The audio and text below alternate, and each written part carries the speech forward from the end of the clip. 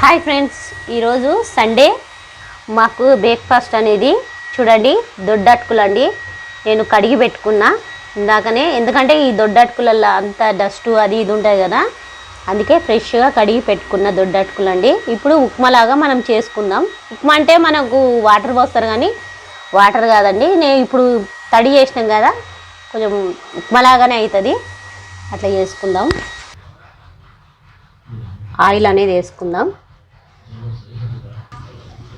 కొద్దిగంత జీలకర్ర అండి. ఇట్లకు పల్లీలు కూడా వేసుకోండి, సూపర్ ఉంటుంది. ఇప్పుడు ప్రస్తుతానికి నా దగ్గర పల్లీలు లేదు కాబట్టి నేను అలాగే చేసేస్తున్నాను. చూడండి, పచ్చిమిర్చి వెండిమిర్చి అండి కట్ చేసి పెట్టుకున్నా. మనం ఇప్పుడే ఉల్లిపాయలు వేస్తే అవి కొంచెం నల్లగా అయిపోయాయి కాబట్టి ఫస్ట్ అయితే పచ్చిమిర్చి అనేది ఫ్రై చేసుకుందాం. మిరపకాయలు అనేది టేస్ట్ ఉంటాయండి, సాల్ట్ అనేది వేస్తే. దీంట్లోనే మనం ఉల్లిపాయలు అనేది వేసుకుందాం. పసుపు.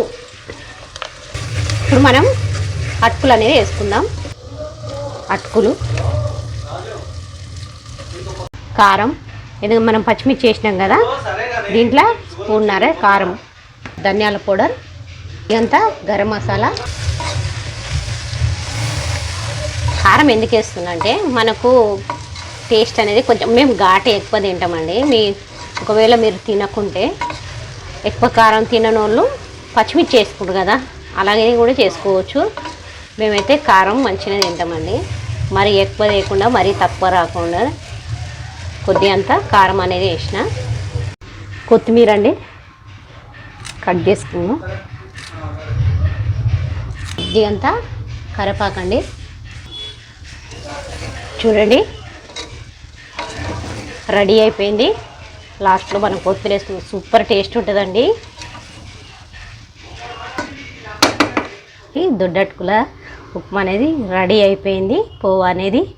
ఇప్పుడు ఈ సండే మా ఇంట్లో ఇదే స్పెషల్ అండి. మీ ఇంట్లో సండే స్పెషల్ ఏముందో కామెంట్స్లో మాకు కూడా తెలపండి. మా ఛానల్ సబ్స్క్రైబ్ చేయండి, లైక్ చేయండి, షేర్ చేయండి ఫ్రెండ్స్. మా ఛానల్ చూస్తున్న వాళ్ళు సబ్స్క్రైబ్ చేసుకుంటలేరండి. Please subscribe, like, share. Bye friend.